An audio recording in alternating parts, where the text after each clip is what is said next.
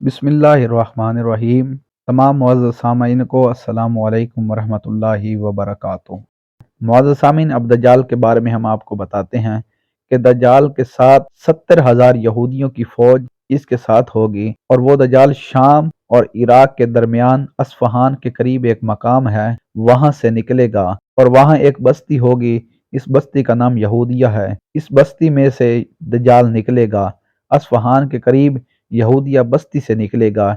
ये भी नौजवान होगा, और सैयदना इमाम मेहदी अलैहिस्सलाम भी जवान हो गए। इनकी उम्र 30 या 40 वर्ष होगी, और दज्जाल के बाल पेचदार होंगे, आंखें ऐबदार होगी, एक आंख से काना होगा, दाईं आंख में मोटी फुल्ली होगी अंगूर की तरह, और वो बाहर निकली होगी, और इसके माथे पर काफिर लिखा होगा। और जिस सवारी पर सवार होगा, इसके लिए लफ्ज हिमार इस्तेमाल किया गया है। अब उर्दू तर्जमा करने वालों ने हिमार का रूटीन का तर्जमा गधा लिख दिया है, और दज्जाल गधे पर सवार होगा।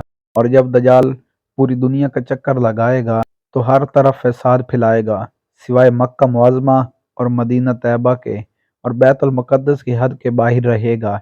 इस वक्त मदीना तैयबा और मक्का मुअज़्ज़मा के बाहर 7 दरवाजे होंगे, और हर दरवाजे पर एक फरिश्ता मुकर्रर होगा, और दज्जाल का दाखिला मक्का और मुअज़्ज़मा में ख़ास तौर पर बैन होगा।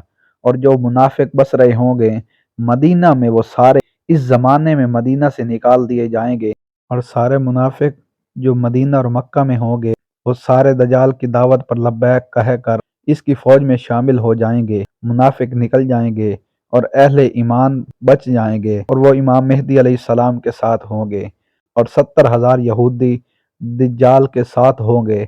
औरतें बहुत ज्यादा इसकी पैरोकार बन जाएंगी।